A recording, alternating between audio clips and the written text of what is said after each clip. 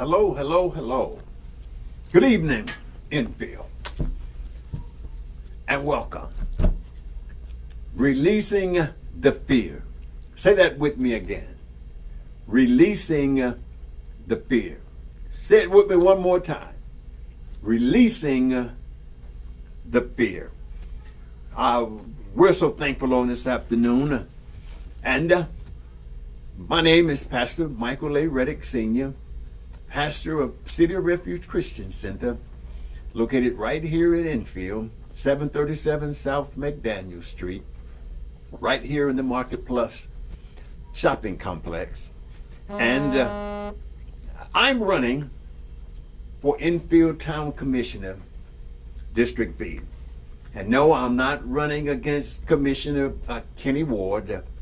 He's also Commissioner in District B. I'm running for the seat that was previously held by Commissioner Kent Holmes. He is not going to be running again for that seat in the next election. Now, let's talk Enfield. Let's talk about what's wrong. Let's talk about the plan and the steps I plan to encourage and to push so that Enfield can progress. Let's talk about a partnership in this quest. Let's talk about a partnership in this quest to revive Enfield, to revive our town, revive our revenue stream and our infrastructure needs. Now, I'm not running for town commissioner to represent our differences. I'm not running to represent what one person hates about another person, to lay blame, but never having a solution that will heal the community. I'm not here to depress you further by telling you our fate is sealed by what somebody else done a long time ago. And I'm certainly not here to represent ungodliness of any kind, with or against anybody. I'm running to inspire Enfield hope, revival, change for good, infrastructure, change, revitalization, change, strengthening families, change, protecting and preparing our children for the future, change, a safe community, change, believing God for everybody, not just a few, change. And that's what I am running to accomplish. And I'm running with a plan for getting us there. Now I'm asking you to put your shoulder with mine and let's partner for change. I'm not talking about radicalizing our community, radicalizing our culture. I'm talking about change that's good for Enfield. I have to keep informing some and reminding others that some 25 years ago, the decline of our formerly robust farming industry went in decay. It's as if time and progress just left us standing still, just passed us by. There was no organized investment in the future of Enfield or its residents. Residents who stayed in Enfield and prospered, they did it the old-fashioned way. They found ways and means for supporting themselves and their families. Now, most, if not all, of the old Enfield stakeholders, they've left. But that's good. There's nothing wrong with that, because now we have new stakeholders. You and me and those that we will partner with that will help Enfield move into the future. That's quite all right. What we've got to do, we need to come together. Most of all, we got to come together to revitalize our Enfield. Unfortunately, after those stakeholders left and our farm industry went in decline, Enfield continued to decay for the next 30 years. Enfield, we must not, I repeat, we must not allow time and progress to pass us by a second time. We can't do it. As a community, as partners, as church members, as neighbors and friends, we've got to release the fear and examine every opportunity that we can to turn Enfield around. Now hear me please. Hear this. Our success depends on a community effort.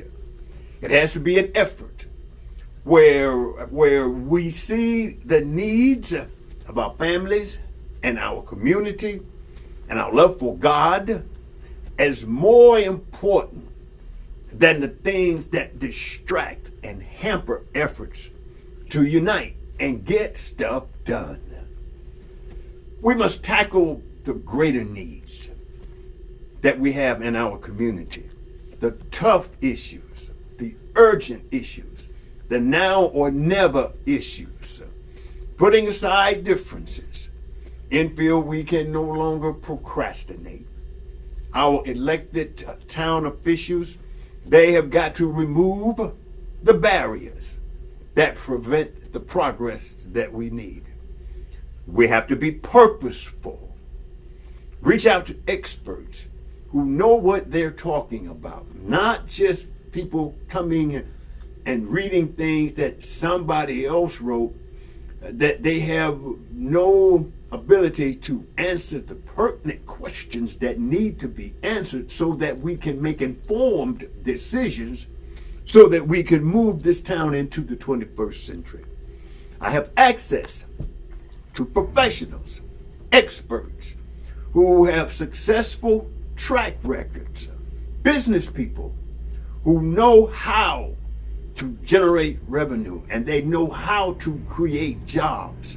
Jobs also for the people that live in Enfield. We have talented teachers, certified teachers, clergy, child care professionals, athletic coaches, right here in Enfield and in Halifax County, who can help us invigorate and inspire our children.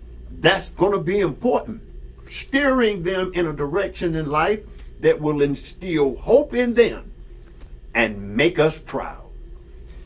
It doesn't amount to a hill of beans, Enfield, if we win small battles of conflict against one another and lose the war. What war would we be losing? Well, I've got a few examples for you. I'm glad you asked. One, we may be losing our town, our heritage. Enfield is our heritage. God brought us here together, right here, right now, in this moment, to get the things done that need to be done. What war would we be losing? Our infrastructure. Our infrastructure, if it's not acted on right away, we could lose our homes. I'm invested in Enfield.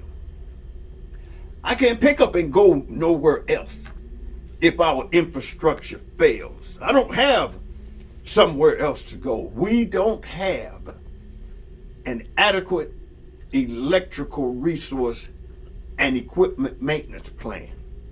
The current electrical distribution system that we have here in Enfield and our substation is not going to support the town much longer. You need to understand that, Enfield.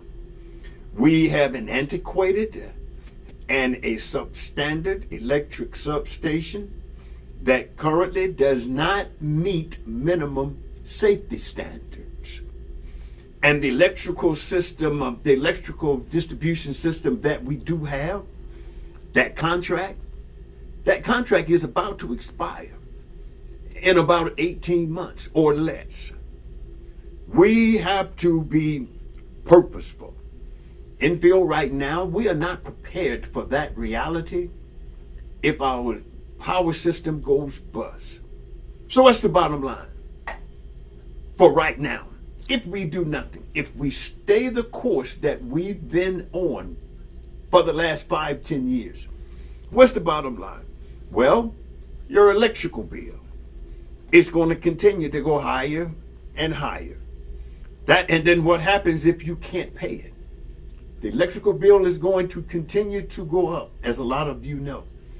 Well, what's going to happen when you can't pay it? Some people already can't pay it. I've been hearing that horror story since we moved here 7 years ago. And why are our electric bills going up? Because the framework of our energy distribution is old. And because the city relies on the electric bills to finance the city. It's its main revenue stream. Here's another example of losing the war. We need more revenue stream. More revenue streams coming into the town. The town continues with one revenue source, which is you paying your electric bill. What's the town going to do when people can no longer pay it? What is the town going to do when the revenue starts to shortfall? What are we going to do at that point? And it's going to just keep rising because it's the only course we have. What are we going to do then? Are we going to charge the residents that can pay more to accommodate the shortfall for them that couldn't? No, we need alternatives. One alternative we need home repair alternatives and housing development. Housing development requires developers who are willing to partner with Enfield, take risk as businessmen to build here. And there are options in that plan that would offer repair for the houses that are in ill repair. We have resources, contractors right here in Enfield that can help us do this, and they're invested in Enfield. We should no longer demonize our neighbors and our partners. It's time to release the fear. We've got properties here, vacant properties, vacant houses. I'm talking about our revenue stream, that nobody can find these people. Some of them may even be deceased. But the bottom line, we're not able to do anything about those buildings and houses. And some of them make our city look real bad. But more importantly than that, the city generates no revenue from all of those properties. Those property owners, those houses, they should be paying taxes just like you and I are paying taxes. And our commissioners and our mayors, they've approached Halifax about addressing this, only to come back and say it's an expensive endeavor that Halifax attorneys were not willing to address. Well, that's not good enough, because we have people. We need to go back to Halifax. We need to offer them options. There are people that are willing to invest in our city, to have those property owners identified. Either the property owners pay the taxes or they forfeit the property, which is what everybody has to do. And then what's the upside? We can get those properties built up. Right now, if there's any improvements that go to improving these vacant properties, and some of these falling down houses are on very prominent streets, very prominent places in our town, that makes the town look bad. If we're able to pursue the legal process of determining who these property owners are, they have a requirement by law to pay taxes just like you and I. But if they want to somehow forfeit that property, then we can use that property for development. We can use that property to do other things in the city, to provide affordable housing that our commissioners talk about. These are the things that we can do. But what we can't do is nothing. And that appears what we've been doing. And we cannot demonize our neighbors and our partners, people that live in our community, that are willing to help. They're willing to roll up their sleeves. They're willing to invest their own personal wealth just to make sure that the town is rebuilt. It's business. Nobody goes into business not to profit. And we want everybody to be prosperous. We want everybody to prosper. That way, two things happen. Number one, the town prospers. It stays alive. Two, we get to enjoy this great city, this great town that we call home. I want to give you one more example of losing the war. If we don't revitalize downtown, we need to revitalize our downtown. We need to revitalize Highway 301 that runs right down through the city, so that the people that lived here and left, they'll come back, like me and my wife did when we returned here. Revitalization sparks growth, and it makes us proud of this place that we call home. These are the battles that we should be fighting to win. A restored Enfield, an Enfield that is enthusiastically looking toward the future. Enfield hope is what I call it. That's an Enfield that is prosperous. Enfield being recognized as one of the true historic North Carolina towns in travel brochures and in ads, putting Enfield up and showing Enfield as a great place to come and visit. Now that's winning the war. We've heard empty promises, Enfield, goals that were unachievable because there was never a realistic plan for success. We've been hearing that for over 15 years now. No more. We can rise out of mediocrity and demise. We need to demand more of our elected officials. That's why I'm running. Elect me. We cannot be complacent, Enfield. The solutions that we need to heal this town, they are right here at our fingertips. We have to respond. Now, before I close, the first step we have to do, I got to get elected. So I want to remind you all that we have to go and we have to vote. November the 7th, 2023, you got to go and vote. You got to get on board. You got to go down and pull the lever. When you get down there, don't assume that when you get there and there's nobody else on the ballot running against me, well, why should I vote? There's nobody running against him. Well, you got to understand. You have to know things that some of us don't know. I've been talking to people recently. I've heard several times. I've heard people say, well, if nobody's on the ballot but you, then how can you lose? Well, real easy. We got this thing people tend to neglect nowadays. It's called the U.S. Constitution. And in that Constitution, there are amendments that govern voting. And a lot of times, they have you have elections where people don't want either one of the candidates. The law allows you to do a write-in. And I've even been told that I've been threatened with it, but that's okay. I'm not looking to the negative. I'm looking for people to support what we're doing, because what I'm seeking to do is the things that I'm hearing from you every day that need to be done. And so we're not going to be usurped. We're not going to be bamboozled by somebody going down and trying to have a write-in ballot. It's their constitutional right. Write-in ballots are legal. You don't like the candidates on the roster that are on the ballot? You can write somebody else's name in.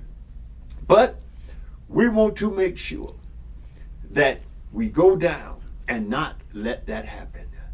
I'm not taking anything for granted. That's how committed I am.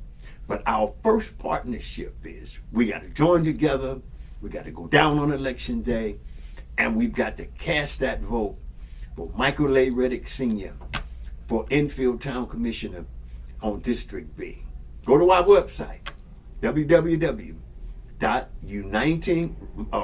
Redic for UnitingEnfield.com.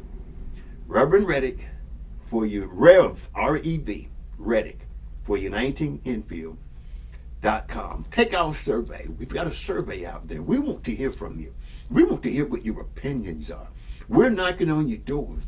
We're having a town hall meeting soon because I want to know what you think. I want to know what your opinions are. So when we start doing the heavy lifting to get this town turned around, I know I have your support.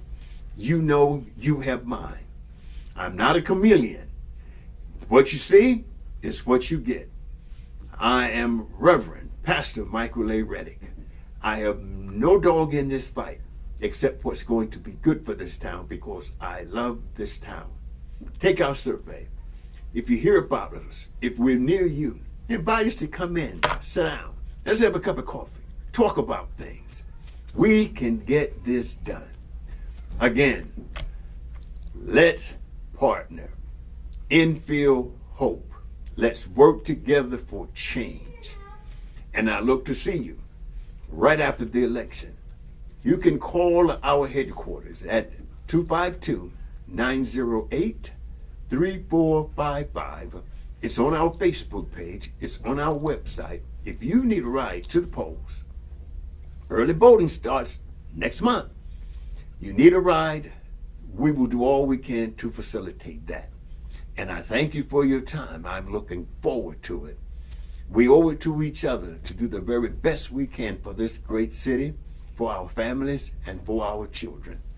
Thank you for your time.